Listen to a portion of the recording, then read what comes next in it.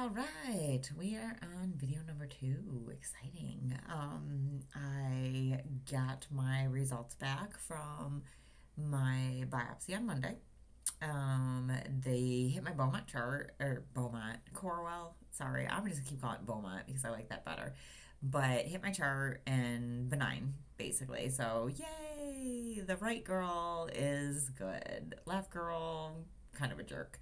But so yeah, that's where we're at with that. And my actual real gyno doctor called me because she had been on vacation when the bad news came through, and so that was like her sub calling me to tell me like, "Oh, sorry, you have cancer." So she called me, and it was nice talking to her because I was able to ask her like a little more of the questions, mainly because like I blanked out when the first lady called me. So when the real doctor, whose name is Emily, so we share a name, she was like sorry that she was not around or whatever, but I'm pretty chill about everything. But I asked her kind of like, well, what's going to happen on the 23rd? Like, what am I going to find out? And she said that's like when they'll figure out like, do they want me to get an MRI, a CT, and then mention that they would set me up with, I think, an oncology doctor, which I'm confused a little bit about that because it's like I'm going to this comprehensive breast care center, and there's a surgeon that I'm going to be connected with there. So in my mind, I'm like, isn't that the person? But I don't know. Maybe I guess I need another doctor. I'm just pretty soon I'm gonna have like a full deck of cards of doctors. It's funny because on my chart right now I just have two doctors on there, and the second doctor is my oncology doctor from my last procedure that I had in September, which I don't even think I mentioned this in the first video, but I had to have a surgery on my vulva to remove an area that could have potentially been cancer, but it wasn't. But that doctor, when I first met her for the consult, was great and I absolutely loved her. But then when I went after the surgery for the follow up, I had just like a not so great experience with her where I ended up like tears streaming down my face because something she was doing was hurting. And I had even said like ow like twice, like kind of loudly. And she didn't stop or like say, "Are you okay?" And she just kept going. And so then I was just like, Gen X, you're Gen X. Tough it up. Just tough it up. You can do this. So I just had tears streaming down my face while the lady was doing what she was doing. And then her nurse or whatever eventually pointed out that I was crying. And then the oncology doctor was like, "Oh, I didn't know you were in pain. Why didn't you tell me?" And I'm like, "I said ow, ow," like quite loudly. And then she just didn't say anything. And then just, I don't know, seemed really cold after that. I mean, she was just kind of cold and kind of, I don't know, maybe she had a bad day, but I'm sorry. If you are literally working in the cancer wing of a hospital, you gotta leave your bad days at home because it's not what people need is like your stuff being brushed off of them when they're already dealing with rough things. So, anyways, I don't want that doctor anymore. So I'm gonna probably have to get a new oncology doctor. So that's still the 23rd. Even though the stuff came back benign, I did talk to the comprehensive breast lady, the scheduling lady, who's very nice. And the doctor is kind of booked up already on the 2 days that I could go sooner. And one of those days is 420.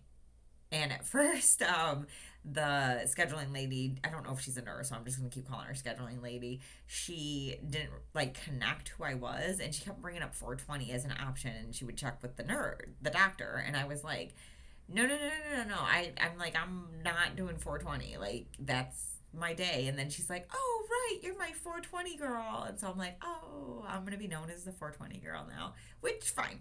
I'm totally okay with that. But yeah, so now it's a waiting game, but at least right girl's good, left girl sucks. I took my bandage off yesterday when I finally got to shower at noon. I felt so disgusting having to wait till noon to shower. I don't know how people do that or people don't shower every day. Like, I got to shower before I do anything. Um, but that was fine. It looks definitely more irritated than the left one was, but I had two different biopsies done on the right plus three holes. And then today when I showered, the one hole's kind of giving off a little blood.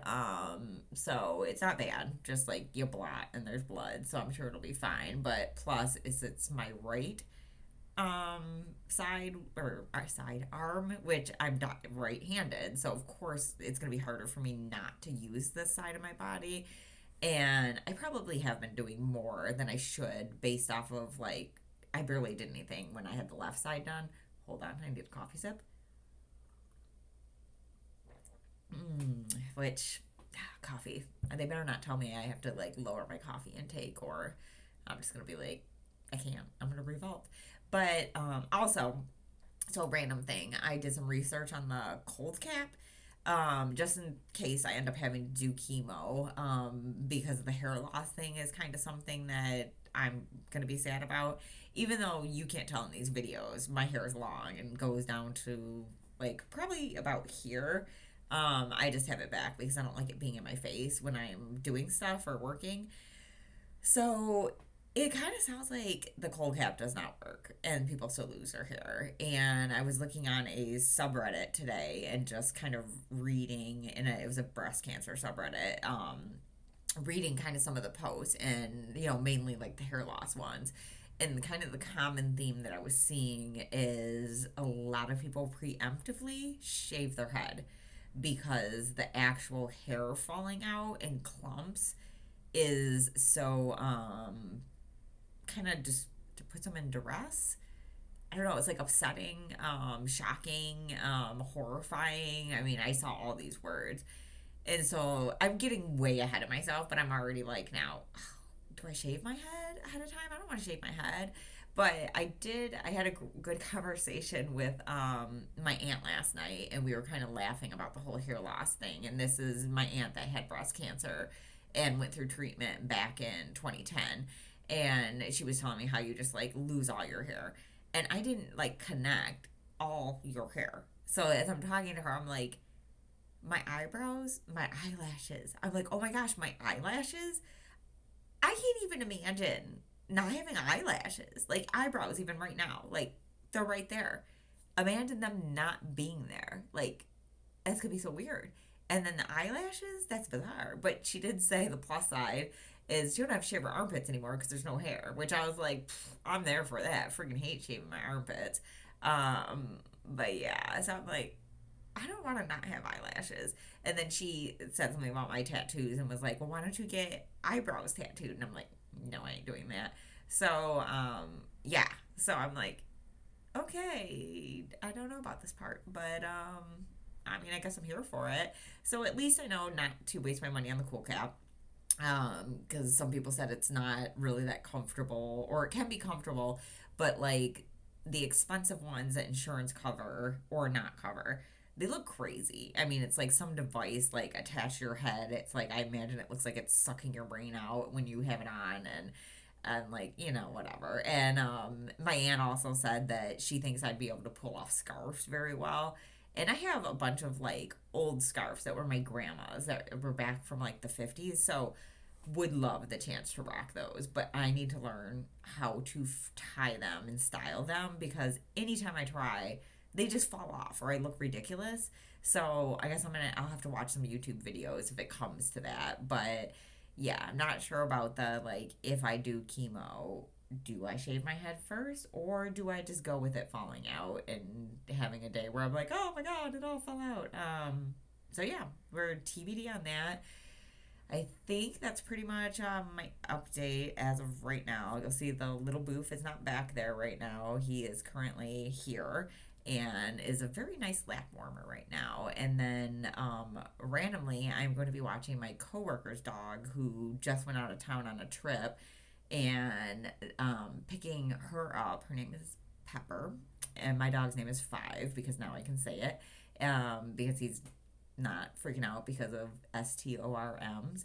But so I'm gonna go pick up Pepper I have to work today, so at least, and I have Pepper through till Sunday. It is Wednesday right now. So at least I will have Pepper and Five to distract me for the next week, basically. And then I just have to make it through another week and a half before my appointment. So we'll get there, but for now, it's just a waiting game. So, toodaloo, buckaroos.